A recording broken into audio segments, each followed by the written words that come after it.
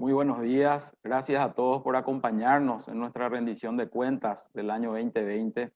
El objetivo es presentarles un resumen del inmenso trabajo que hemos desarrollado durante este año, que ha sido atípico y con desafíos que nos han dejado grandes enseñanzas. Esta rendición de cuentas no cumple una rutina más, ya que se realiza en el contexto de una emergencia sanitaria global que nos ha impuesto una situación nunca vista en nuestro país.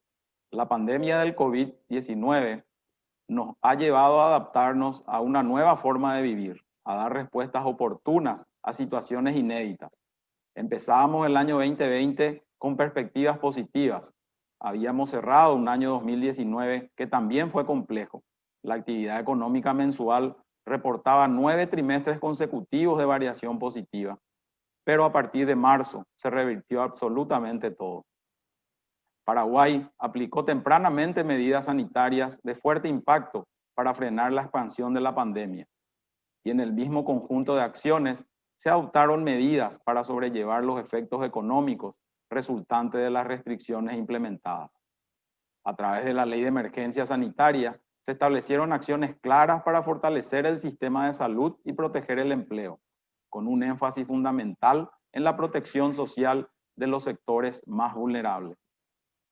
Nuestra solidez macroeconómica y fiscal nos permitió acceder a recursos financieros en condiciones ventajosas y dada la fortaleza consolidada desde el año 2004 en la administración de la política fiscal, pudimos implementar un paquete de medidas que ronda el 5,7% del Producto Interno Bruto, con políticas públicas tendientes al fortalecimiento del sistema sanitario, la protección social y el acceso al crédito. También fueron importantes y oportunas las medidas monetarias y financieras aplicadas desde el Banco Central del Paraguay. Nuestras acciones estuvieron a la altura de las circunstancias y gracias a la fortaleza macroeconómica que logramos construir en los últimos años y al gran esfuerzo realizado por la ciudadanía y los sectores productivos, hoy estamos en un proceso de recuperación y así también nuestras acciones han sido destacadas por los organismos internacionales más relevantes, como el Fondo Monetario, el Banco Mundial, el BID, entre otros. Consideramos que las medidas han sido oportunas y dieron un resultado importante. Los números dan cuenta de ello. Implementamos el plan de reactivación Ñapuá Paraguay con medidas concretas para aumentar la protección social y la generación de empleo a través de más obras públicas y mayores recursos para las MIPYMES y empresas grandes para que tengan recursos financieros para enfrentar este proceso. Además, Ñapuá Paraguay incorpora una senda de transformaciones públicas y privadas que permitirán avanzar en la mejora de la calidad del gasto público y de los servicios a la ciudadanía. Venimos hoy a presentar lo que como equipo de Hacienda hemos realizado este año. Estamos orgullosos de servir con patriotismo a nuestro pueblo, que está atravesando un tiempo complejo, pero estoy convencido de que juntos saldremos adelante como nación. De esta manera teníamos las palabras de apertura del ministro de Hacienda, Óscar Llamosas. A continuación vamos a presentar el siguiente bloque, donde intervendrán nuestras autoridades del Ministerio de Hacienda. La viceministra de Economía, Carmen Marín. El viceministro de Administración Financiera, Marco Liceche, y el viceministro de Tributación, Óscar Orué, en compañía del ministro de Hacienda, Óscar Llamosas Díaz, quien ya tiene el uso de la palabra. Buenos días, Carmen. Buenos días, Óscar. Buenos días, Marco. Realmente, como mencioné recién, este ha sido un año complejo que realmente puso a prueba todos nuestros conocimientos y todo nuestro esfuerzo, ¿verdad? Nuestro y de todo el gran equipo del Ministerio de Hacienda, ¿verdad? Tuvimos que pensar fuera de la caja, como se dice habitualmente, implementar medidas que en otro contexto y en otra coyuntura jamás hubiesen salido desde el Ministerio de Hacienda ese tipo de propuestas, ¿verdad? Así que, Carmen, me gustaría que nos comentes y le comentes a todos cuáles fueron esas medidas que implementamos desde la política fiscal para tratar de mitigar ese impacto negativo que generó el COVID-19, principalmente por las medidas restrictivas en materia sanitaria que se implementaron. ¿Cuál es el impacto que ha tenido el COVID sobre la actividad económica y también qué tanto estas acciones y estas medidas pudieron mitigar ese impacto dentro de la economía y también conocer un poco cuáles son las perspectivas para el año que viene.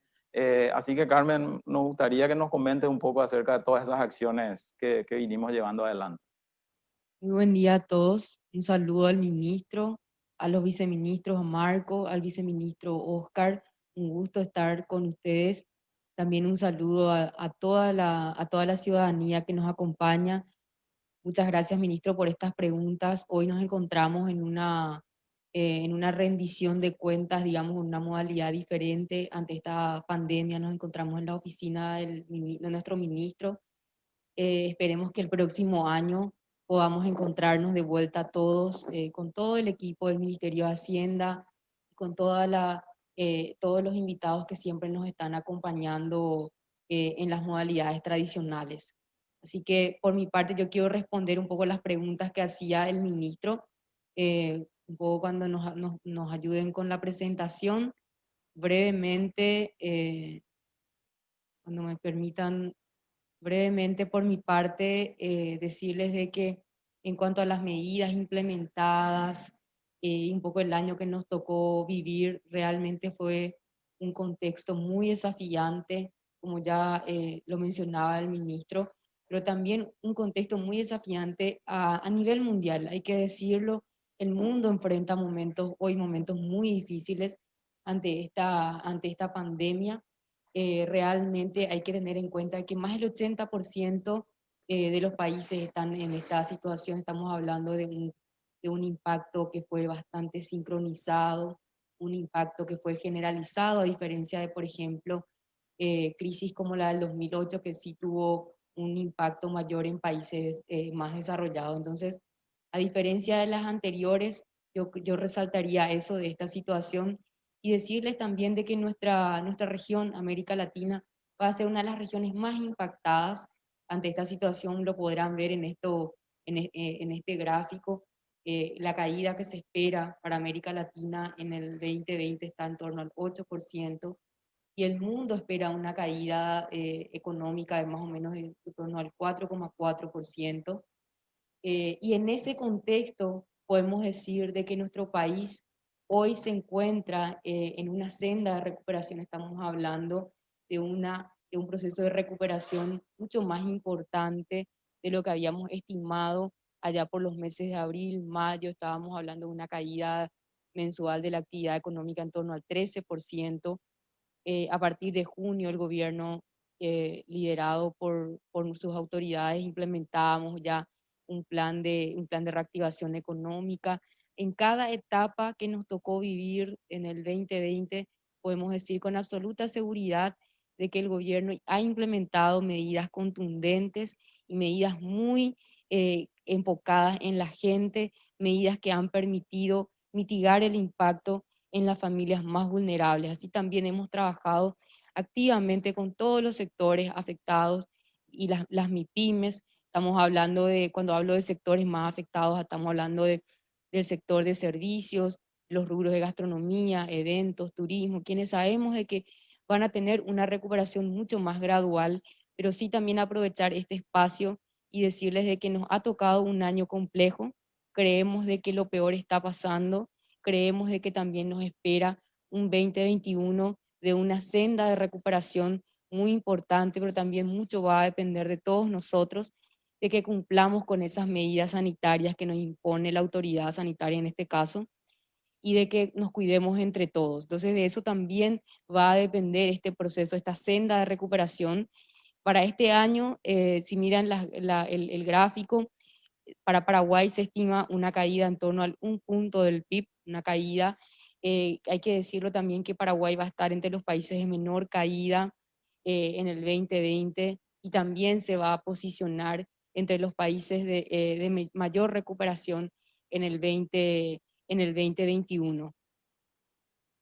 Y claramente cuando les mencionaba de que desde el gobierno tuvimos que implementar un plan de acción que se plasmó en una ley de emergencia, a partir del mes de junio implementábamos un plan de recuperación económica y básicamente todas estas medidas se concentraron en tres pilares. Podemos decir, por un lado, un pilar de protección social, que ha sido clave en este escenario implementar todas aquellas medidas que están muy concentradas y muy focalizadas en la población más vulnerable. También hemos implementado un paquete de medidas desde el punto de vista de la inversión pública, que es nuestro segundo pilar más importante de esta situación. Y también hemos implementado un paquete de medidas que tiene que ver también eh, con el financiamiento a las empresas. Tengo muy poco tiempo, pero lo que quiero decirles es que todas estas medidas que implementó el gobierno tuvieron un alto impacto desde el punto de vista de las finanzas públicas, pero yo creo que más allá del impacto en las finanzas públicas, acá lo importante es que Paraguay pudo dar respuesta de una manera decidida y de una manera muy coordinada desde la conducción del equipo económico nacional. No obstante, todas estas medidas también tienen sus consecuencias desde el punto de vista fiscal. Estamos estimando un déficit fiscal en torno al 6,1%.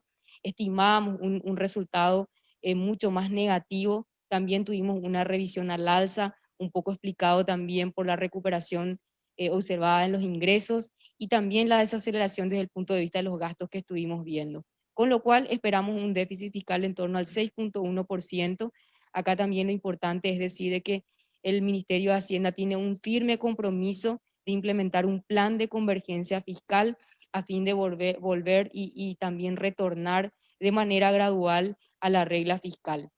Las medidas que tuvieron un decidido apoyo a las familias, a los trabajadores, como les mencionaba hace rato, Paraguay implementó un plan de apoyo a las familias vulnerables donde se realizaron una cantidad importante de desembolsos, también llegamos a más de 1,5 millones de personas, 1,250,000 personas desde el punto de vista de los trabajadores formales, también llegamos a una cantidad importante de trabajadores desde el punto de vista formal, de la mano del Instituto de Previsión Social.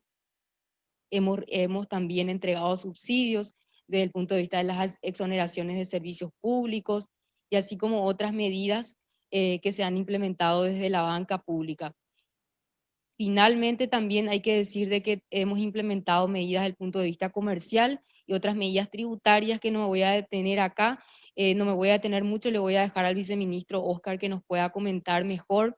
Un poco respondiendo por último a la pregunta que me hacía el ministro, el punto central también que hay que tener en cuenta es que Paraguay, en un contexto de pandemia, Paraguay logró mantener la calificación crediticia con las 3 calificadoras importantes y se posiciona así como siempre a un grado, a un escalón del grado de inversión en un contexto donde varios países de la región han perdido su posición desde el punto de vista de la calificación crediticia y creo que esto también es una señal del mercado desde el punto de vista de la confianza en la gestión pública y también nuestra estabilidad y nuestra solvencia desde el punto de vista fiscal.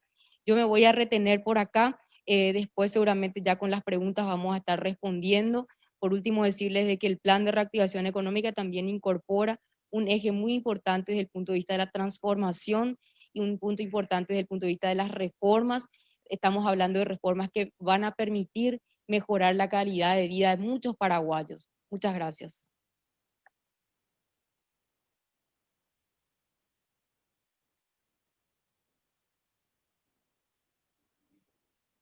Muchas gracias, Carmen. Realmente mencionaste muy bien todos los desafíos que tuvimos este año y cuáles son los compromisos que asume el fisco para el año que viene. La vuelta a esa senda de crecimiento económico, como así también de sostenibilidad fiscal, ¿verdad? Obviamente toda esta situación, el impacto de la pandemia en la economía, por un lado tuvo un efecto muy importante en la caída de los ingresos tributarios, ¿verdad? Aparte de las medidas que también se implementaron para tratar de aliviar la situación de las empresas como de las familias en ese periodo, todo eso hizo que la recaudación haya caído de manera importante, principalmente en ese periodo crítico de la pandemia. Si bien hoy vemos ya ciertos visos de recuperación, obviamente ya ese terreno que perdimos en esos meses ya va a ser complicado recuperarse.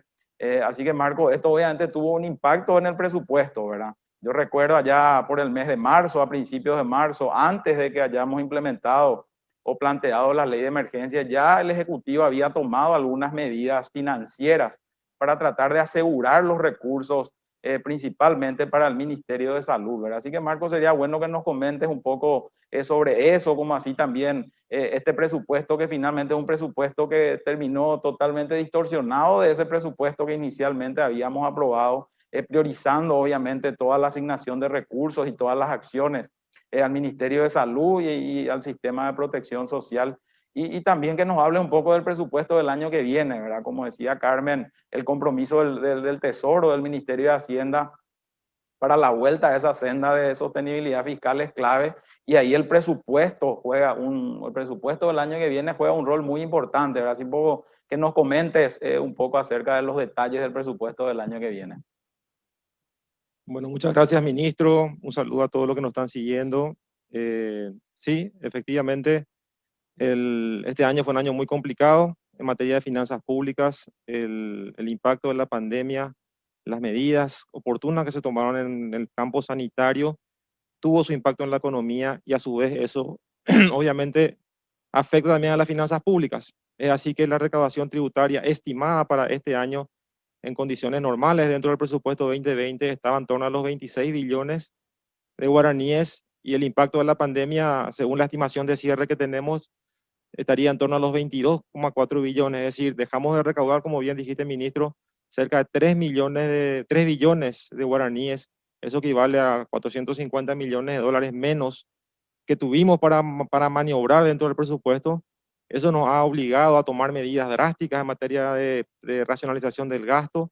Inmediatamente hemos, como bien dijiste, ya en el presupuesto inicial ya habíamos establecido medidas de recortes, y con la pandemia instalada impulsamos medidas adicionales. Casi un 50% de todos aquellos gastos no prioritarios han sido afectados. Hemos reasignado todos los recursos relacionados a viáticos, a gastos de oficina, combustibles, horas extras. Todo eso se ha limitado para dar más espacio fiscal y garantizar la ejecución de los programas sociales. Eso siempre ha sido nuestra prioridad, que se puedan ejecutar aquellos programas más sensibles, adultos mayores, Tecoporá, independientemente de los programas especiales que después vamos a aplicar con la ley de la emergencia, y que también nos obligó justamente a planificar cómo íbamos a encarar la lucha contra esta pandemia a través de una ley especial que básicamente fue un plan.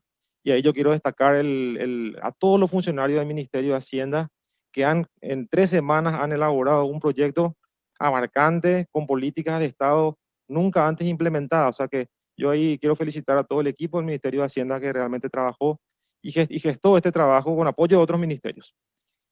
Justamente en ese sentido, acá está la distribución de cómo hemos obtenido los recursos. La ley de emergencia nos dio un abanico de opciones para obtener financiamiento, y gracias a ese perfil que tenemos de la solidez macroeconómica que hemos logrado, nos ha facilitado conseguir recursos de 1.000 millones de dólares en los mercados internacionales, y de los demás organismos también, ¿verdad? De la CAF, del BID, del Banco Mundial. Hemos completado los 1.600 millones de dólares que establecía la ley de emergencia, y también lo que establecía el artículo 35, los recursos de aquellos préstamos que ya estaban en gestión, que ya estaban en ejecución, para completar los recursos para hacer frente a esta emergencia. Aquí quiero explicar brevemente nada más el uso de esos recursos. Ya Carmen nos estuvo comentando algunos detalles, pero hacer énfasis que de los 1.600, solamente menos del 20% se ha utilizado para gastos salariales, porque mucho se dice que se usó todo para salario, y en realidad menos del 20% de estos recursos han ido a salarios, y lo que se ha garantizado es el salario de los sectores que probablemente más han trabajado en la pandemia: sector salud, sector de la educación y las fuerzas públicas, ¿sí? Y también los programas sociales que han sido claves. Después también tenemos lo del FOGAPI, que ha garantizado los créditos que ha mencionado Carmen, de la cantidad de créditos que se ha podido realizar a través de la banca pública y también de la banca privada, gracias al FOGAPI. El subsidio a los trabajadores formales a través del IPS, que ha sido muy importante. Más de 250.000 subsidios ha pagado el IPS en estos meses, y ahora también va a pagar el complemento este mes de diciembre. El subsidio de la ANDE y de los demás servicios básicos, más de 100 millones de dólares que se ha destinado para garantizar el pago de esos subsidios a la ciudadanía, a la población en los momentos más complicados de esta pandemia. Lo que tiene que ver a Putibó ya explicó la viceministra Carmen. Casi en la primera etapa Putibó 1, más de 1 millón de personas recibieron el beneficio, 190 millones de dólares aproximadamente. El Putibó 2, más de 700.000 beneficiarios, 110 millones de dólares ya que han sido distribuidos, y también tenemos el subsidio a los artistas. Pero yo quiero destacar, aparte del beneficio directo que tuvimos con Putibó, otros beneficios adicionales que no se está viendo, ¿verdad? Que es la formalización, porque más de 8.000 empresas nuevas, nuevos comercios, se han instalado a la red del POS a través de las diferentes operadoras, y esto básicamente es muy importante para la formalización. Son empresas que no tenían seguramente registro, que tuvieron que formalizarse, que tuvieron que registrarse en los registros de tributación para poder cumplir con los requisitos del pago electrónico. O sea que esos son 8.000 empresas nuevas, principalmente en el interior, que ya tienen este servicio.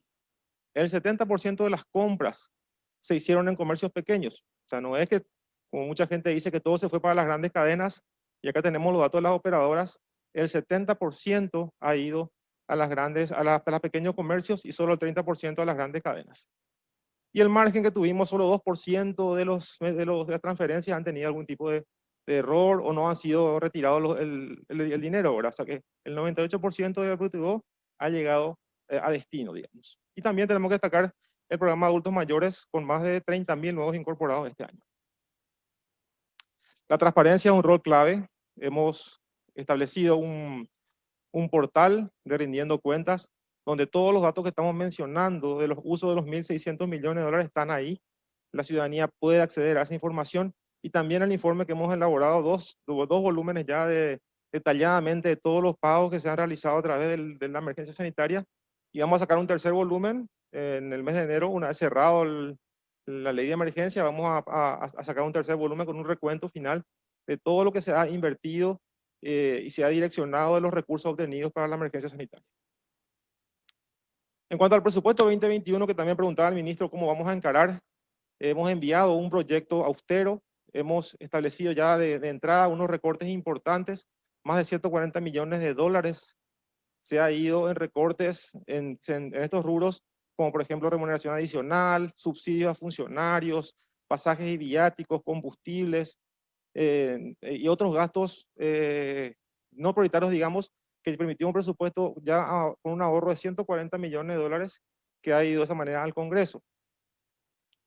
Y finalmente, ya analizado el presupuesto aprobado la semana pasada, hemos tenido ya la aprobación del presupuesto. Estamos esperando ahora que nos llegue la versión final, pero los números finales del presupuesto creemos que están en línea con los números que hemos enviado. En gran medida se ha aprobado un presupuesto de 13.000 millones de dólares. Esto incorpora la autorización del Congreso para que el déficit fiscal llegue al 4% el año que viene.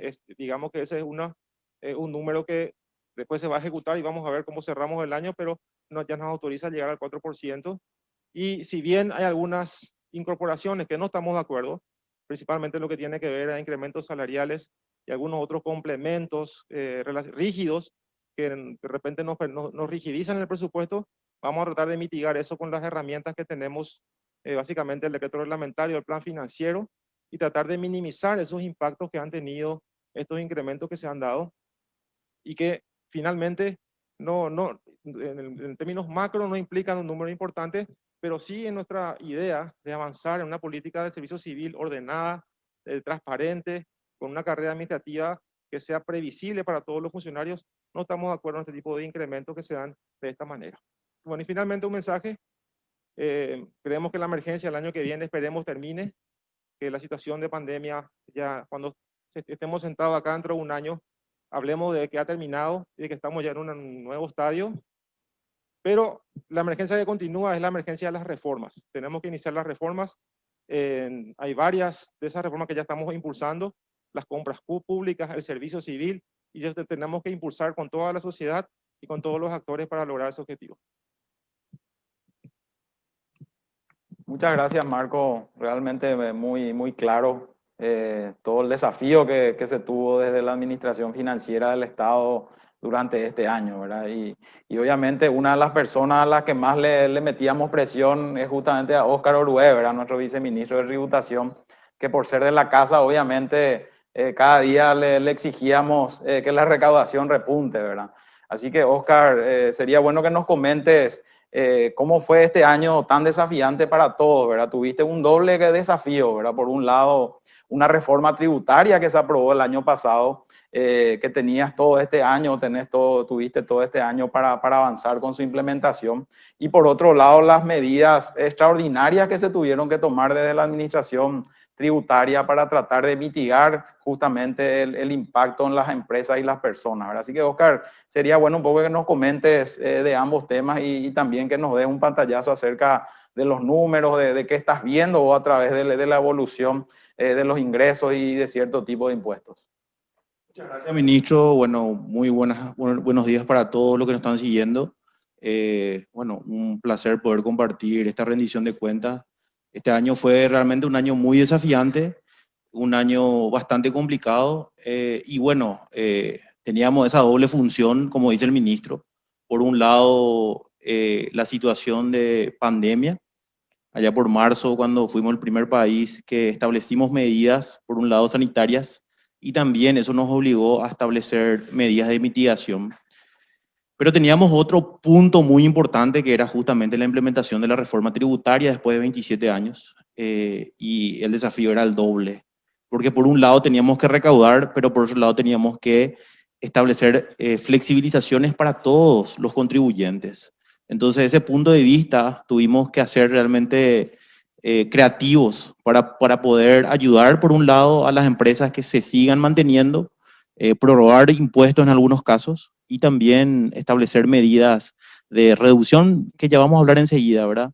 Aquí estamos viendo en la presentación justamente esta recuperación que estamos teniendo y realmente vamos a cerrar el año mucho mejor de lo que habíamos esperado, en el sentido de que en principio pensábamos que iba a ser menos 10% la recaudación a diciembre. Sin embargo, hoy estamos llegando a menos 4%, eso es lo que vamos a cerrar probablemente. Tenemos todavía algunos días, así es que vamos a ver cómo cerramos. A lo mejor podemos empatar técnicamente. Y ahí lo que vemos es una reducción de los créditos fiscales. Hay que recordar que a partir de abril se suspendieron tanto la devolución de créditos fiscales como también, en este caso, la utilización de esos créditos y por eso es que hay esa reducción muy importante. No obstante, a partir de enero de 2021 se va a estar regularizando todo lo que corresponde a créditos fiscales. Y también vimos algo muy importante, mayor cantidad de inscriptos en el RUC, en el Registro Único de Contribuyentes. Y eso realmente llamó la atención en un momento de pandemia. ¿Qué es lo que nosotros encontramos? Que probablemente mucha gente que perdió su trabajo empezó a hacer un negocio, ¿verdad? Emprendió alguna actividad comercial o alguna actividad de servicios. Por eso es que tenemos un aumento del 10,4% comparando con el año pasado, y eso es muy importante, ¿verdad?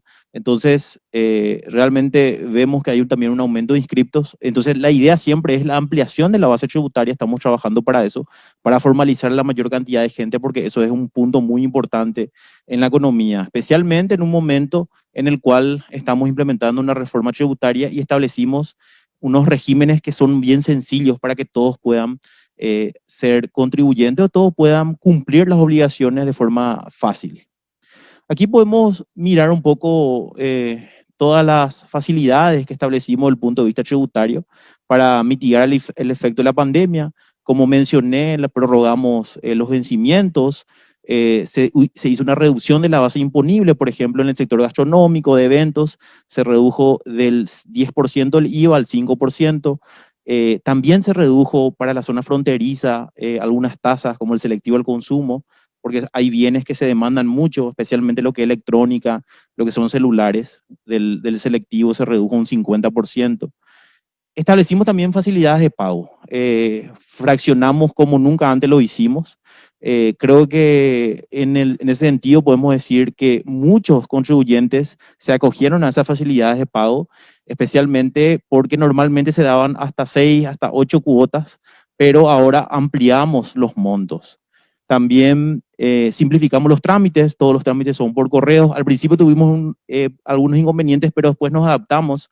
Esta pandemia también nos hizo que nos adaptemos en términos generales. Ampliamos la validez del certificado cumpliendo tributario. Establecimos también otras medidas en cuanto a lo que corresponde al comercio fronterizo y fraccionamos sin intereses algunos impuestos, ¿verdad? Hasta octubre teníamos exoneración por contravenciones. A partir de noviembre, todas las contravenciones están en 50.000 guaraníes. Y bueno, estamos también analizando cuáles van a ser las medidas que vamos a implementar en el 2021 también para facilitar a toda la gente. Este es un punto muy importante, el tema de la facturación electrónica. Este es el futuro de la tributación paraguaya. Nosotros pensamos que con el Ecuatia y con el Ecuatia I vamos a poder desarrollar y facilitarle mucho más la vida a la gente, porque ya no van a tener que estar juntando sus facturas, a veces las facturas se borran. Entonces, con esta implementación que estamos haciendo el plan piloto en la segunda etapa, que se llama voluntariedad controlada, y ya con los recursos que vamos a disponer, vamos a poder implementar la facturación electrónica y también vamos a facilitarle a aquellos comerciantes medianos que puedan, sin ningún inconveniente, poder utilizar la facturación, y con eso le va, como dije, le va a facilitar en las declaraciones juradas, como también, en este caso, el pago de impuestos. También, como dije al principio, el desafío fue grande, como preguntó el ministro.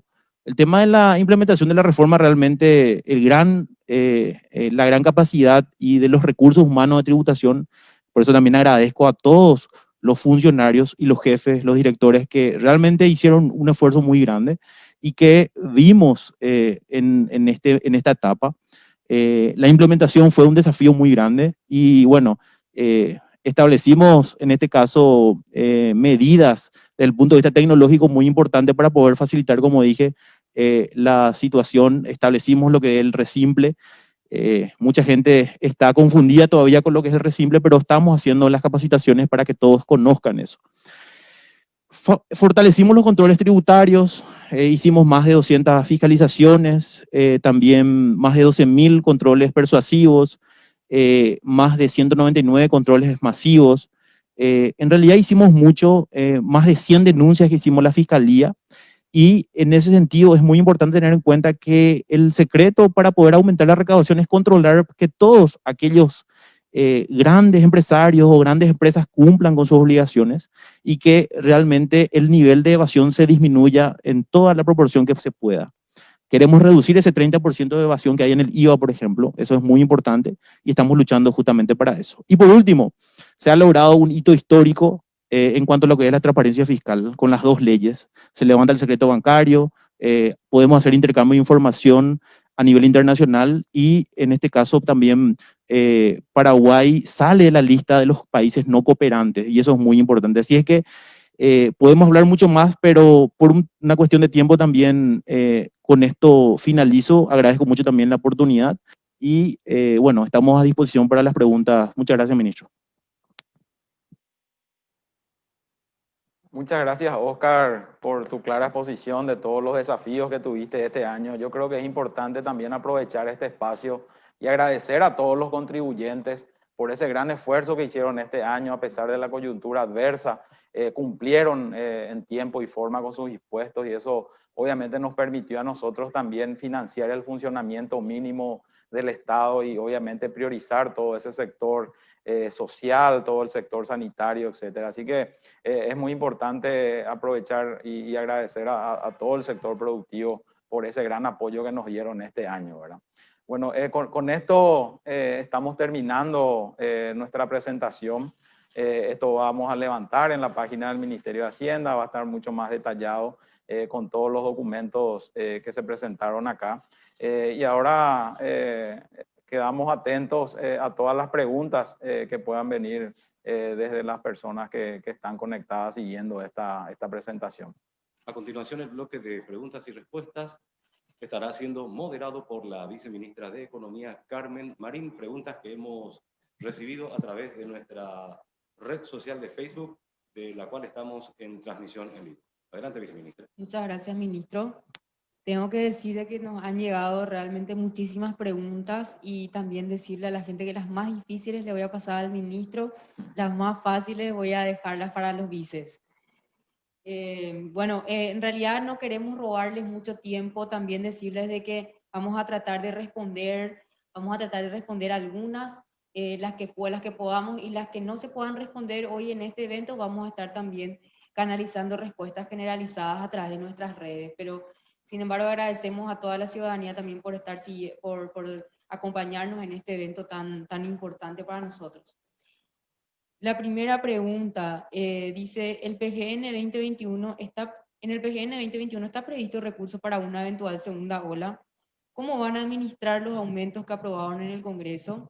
Vamos a dejarle al señor ministro esa pregunta. Gracias, Carmen. Realmente una pregunta muy complicada, ¿verdad?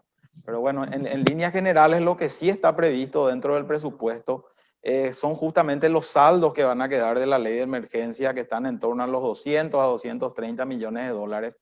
Esos recursos ya fueron programados en el presupuesto del año que viene y principalmente dentro del presupuesto del Ministerio de Salud, de manera a asegurar el funcionamiento de ese crecimiento en infraestructura que tuvo el Ministerio de Salud este año. Prácticamente duplicó la cantidad de camas. También hubo una incorporación importante de personal de blanco para obviamente dar sostenimiento a esta infraestructura incrementada, como así también en cuestiones de insumos, ¿verdad? Medicamentos y todo lo necesario para asegurar ese funcionamiento mínimo ya de la nueva infraestructura incorporada, ¿verdad? Obviamente, dependiendo del impacto que pueda tener una posible segunda ola, eso es muy incierto aún, ¿verdad? Llegado el momento, como lo hicimos en los distintos desafíos que tuvimos, tanto este año como el año pasado, vamos a trabajar en un plan de contingencia y de seguro estaremos dando respuesta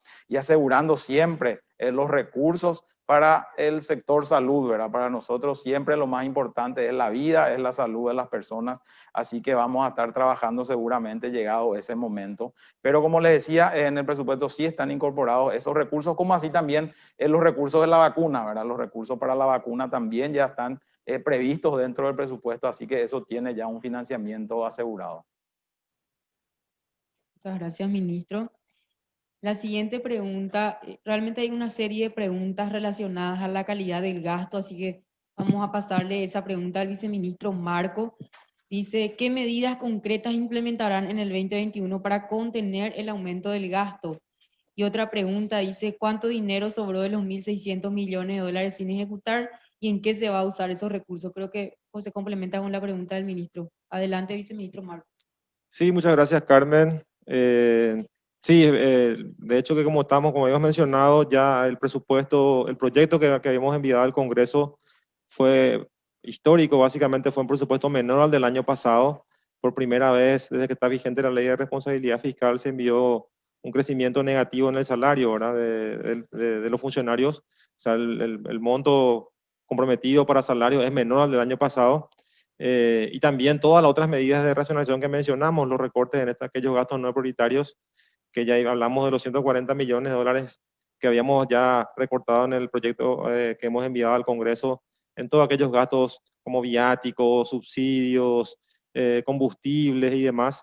Pero más allá de eso, digamos que eso es para la emergencia del momento. Nosotros apuntamos, cuando hablas de calidad del gasto, a una política de largo plazo. Nosotros queremos, con estos proyectos que estamos trabajando, algunos ya están en el Congreso y otros que vamos a enviar, lo que buscamos es trazar una senda de mediano plazo en compras públicas, en la carrera administrativa de los funcionarios, en la ley de responsabilidad fiscal también que ya está en el Congreso. Lo que buscamos es trazar una senda estable para que de acá a 3, 4 años podamos visualizar en el presupuesto una verdadera racionalización de los gastos y una mejor eficiencia del gasto, que el resultado de estas reformas, también lo de jubilaciones, que también tenemos que discutirlo, nos lleven a tener una política fiscal que nos ayude a apuntalar lo que ya logramos, que es la estabilidad macroeconómica, y ahora lo que tenemos que lograr también es mejorar la eficiencia en los servicios y en el gasto público. Muchas gracias, Marco.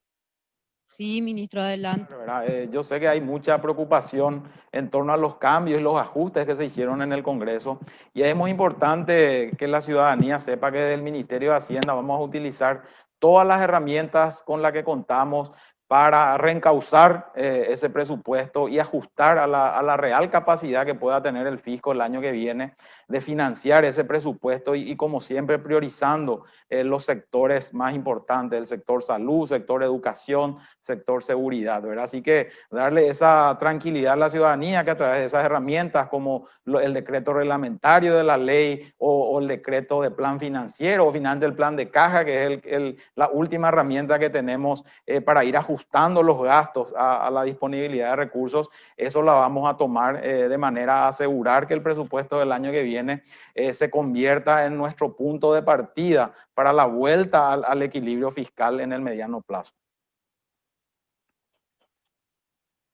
Muchas gracias, ministro.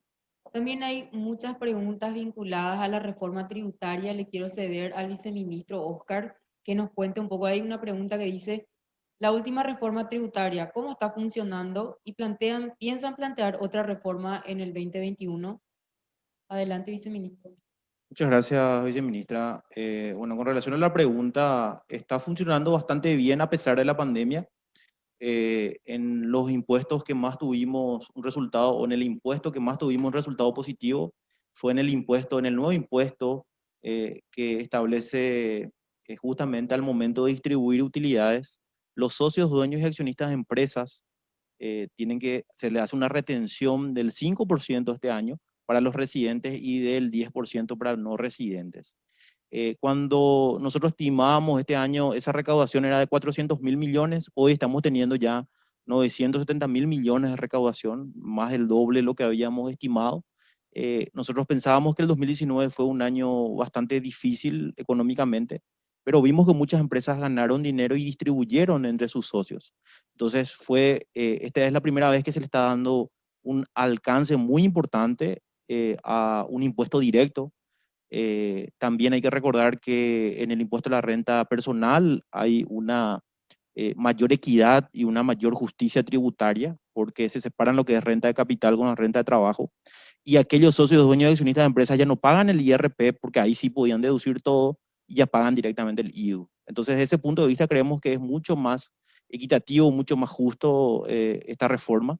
Y por otro lado, los sectores que están pagando más son el sector agrícola y pecuario.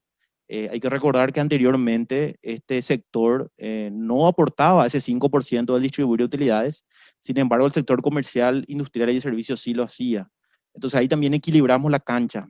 Así también todo no es aumento de impuestos o pagar más impuestos, sino que también las empresas que perdieron este 2020 pueden trasladar sus pérdidas al 2021. Es un detalle no menor y un detalle que tienen que tener en cuenta porque en ese momento pueden trasladar, anteriormente el sector comercial, industrial y de servicios no podía trasladar sus pérdidas. Entonces, desde ese punto de vista, creo que también es positiva esa situación.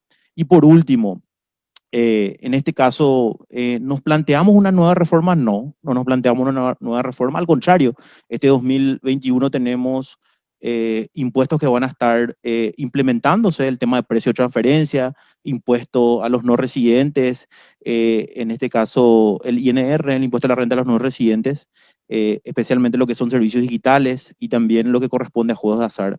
Así es que hay todavía un desarrollo de lo que es la reforma tributaria, entonces es muy importante tener en cuenta eso. Nuestra idea es que ampliar la base tributaria, hacer que todos tributen en base a su capacidad contributiva y no estar justamente aumentando impuestos. Muchas gracias, viceministro. Como decía hace rato, hay muchísimas preguntas, pero en honor al tiempo también para ir cerrando, voy a leer una pregunta, una última pregunta y el resto que nos queda ya a través del equipo vamos a estar canalizando respuestas, como les mencionaba, a través de nuestras redes. La siguiente tiene que ver un poco con la formalización y los programas sociales. Dice, entre las medidas de recuperación de la economía se plantean medidas de formalización laboral. También veo muchas preguntas de aclarar el proceso de inscripción, qué implica formalizar en el programa PTO, si el beneficiario tiene que gestionar, es automático. Ahí Por mi parte, me gustaría hacer una serie de aclaraciones, aprovechando también este espacio, respecto a la idea que tiene el Ministerio de Hacienda en cuanto a la formalización del mercado laboral. Un paréntesis, en cuanto al programa Putivo, tengo que decir de que es un programa que ha funcionado para mitigar el impacto del efecto de la pandemia en las familias más vulnerables.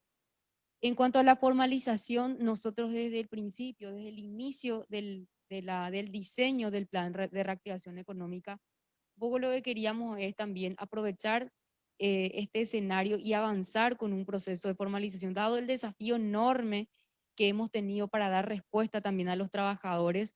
Y hay que tener en cuenta también que la informalidad tiene muchos obstáculos desde el punto de vista del trabajador, obstáculos como por ejemplo acceso al crédito, al financiamiento, teniendo en cuenta que hoy no tienen un historial crediticio.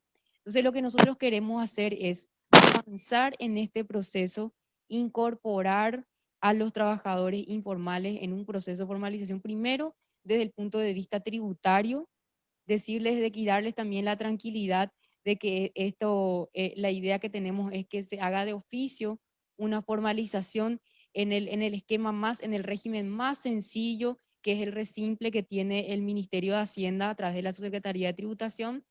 Y por otro lado, a partir del 2022 recién empezar con todas esas obligaciones y las implicancias del punto de vista tributario. No va a implicar ningún pago para el beneficiario en el 2021, eso quería aclarar también.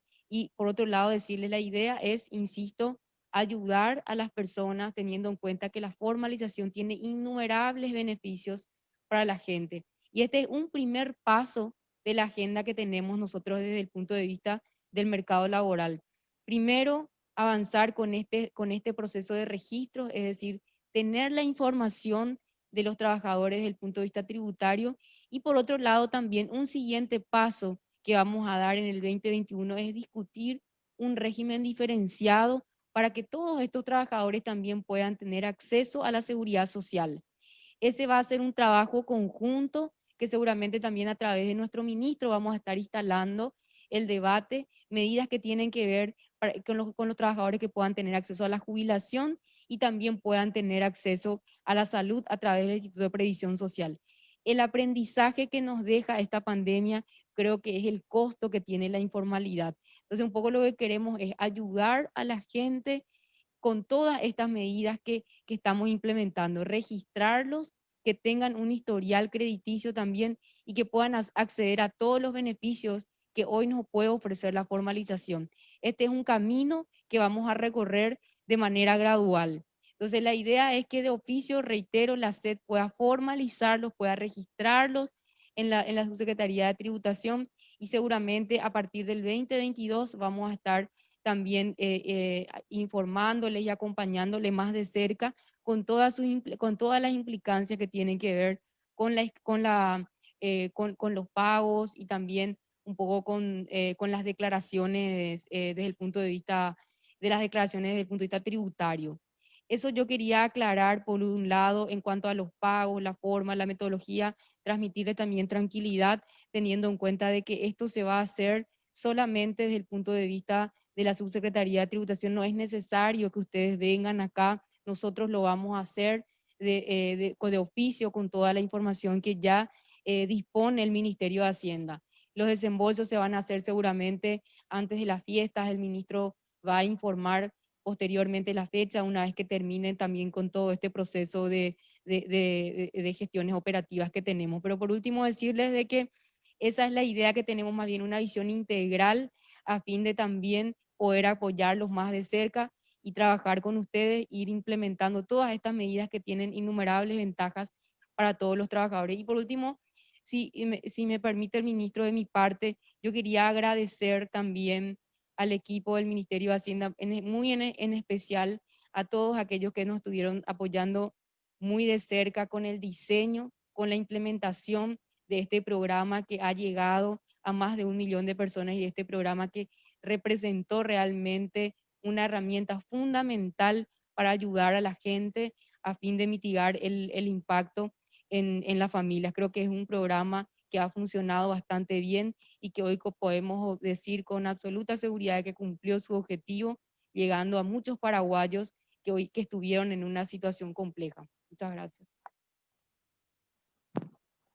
Muy bien, de esta manera finaliza el espacio de preguntas y respuestas que la ciudadanía ha acercado a través de las redes sociales del Ministerio de Hacienda en este acto de audiencia pública. A continuación, para cerrar este acto, tendremos las palabras de clausura del ministro de Hacienda, Óscar Llamosas Díaz.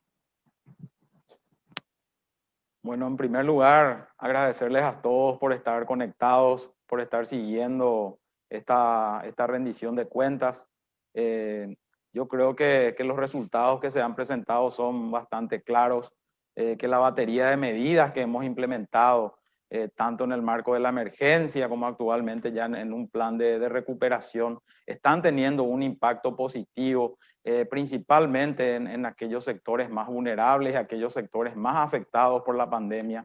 Los datos que nos han compartido los viceministros nos hablan del importante esfuerzo fiscal que hemos hecho este año, en un año realmente atípico, pero estos resultados, lejos de conformarnos, obviamente lo que hace es que redoblemos el esfuerzo para avanzar en todo este proceso de recuperación económica y que nuestro país vuelva a esa senda de crecimiento económico. Hoy más que nunca vemos la importancia de preservar la estabilidad macroeconómica y de realizar reformas estructurales, reformas que son necesarias e impostergables para nuestro país. La pandemia nos obliga a iniciar un proceso amplio de debate sobre estas reformas, de manera a escuchar y dar respuesta a todos los segmentos de la población y así potenciar nuestro crecimiento económico. La reforma del Estado es clave y con la misma lo que se busca es apuntar a una carrera del servicio civil eficaz y eficiente, a una nueva institucionalidad fiscal y administración de la deuda pública, a un sistema de compras públicas mucho más eficiente, a la mejora en el clima de negocios y a la creación de una superintendencia de jubilaciones y pensiones, entre otras propuestas que tenemos en el contexto de la reforma. Los desafíos para el próximo año son innumerables. Necesitamos reencauzar nuestra senda de crecimiento económico con estabilidad fiscal. Necesitamos generar empleos de calidad que permitan mejorar los ingresos genuinos de la población. La proyección del crecimiento económico para el próximo año está en torno al 4%, lo cual nos alienta a seguir avanzando con las medidas adoptadas. Igualmente, necesitamos trabajar en las reformas de salud y educación que requieren acciones inmediatas. Por último, quiero agradecer a todos los compañeros del Ministerio de Hacienda y también sumar a todos los colegas del equipo económico que día a día nos brindan su máximo esfuerzo para cumplir a cabalidad la misión de la institución. Para muchos ha significado un cambio enorme y un gran esfuerzo el adaptarse al teletrabajo y a otras modalidades que fueron implementadas, no solo para cumplir con sus responsabilidades habituales, sino también implementar y ejecutar varias de las medidas del gobierno que fueron implementadas, especialmente todo lo relacionado a los programas sociales que hemos implementado. Tampoco me quiero olvidar del ex ministro de Hacienda, el doctor Benigno López, quien lideró todo este proceso, y también de Humberto Colmán, que fueron realmente claves en esta etapa tan compleja que vivimos. Ahora tendremos la enorme responsabilidad de ejecutar el presupuesto del año que viene, para que sea una herramienta en la recuperación del país. Y estoy seguro que lo haremos con mucho empeño y responsabilidad, con la mirada puesta en el bienestar de la población. Reitero mi compromiso y de todo el equipo del Ministerio de Hacienda para seguir trabajando por un mejor Paraguay para todos, generando espacios de diálogo para ir avanzando hacia la construcción de políticas públicas que beneficien a todos los habitantes de nuestro querido Paraguay. Que este 2021 nos encuentre trabajando juntos para acelerar la senda de recuperación, que nos encuentre más unidos, cumpliendo siempre con las medidas sanitarias. Sigamos con el modo seguro de vivir. No bajemos la guardia en estas fiestas. Que tengan un feliz año nuevo y una feliz Navidad. Un saludo a todo el equipo de Hacienda, a todas nuestras familias, a los amigos de los medios de comunicación y a toda la ciudadanía a la que agradecemos cada día la oportunidad de servirles con dedicación y responsabilidad. Muchas gracias. Muy bien, de esta manera finaliza este acto de audiencia pública de rendición de cuentas del Ministerio de Hacienda año 2020. Por la participación de toda la ciudadanía a través del Facebook Live, muchísimas gracias y será hasta un próximo encuentro.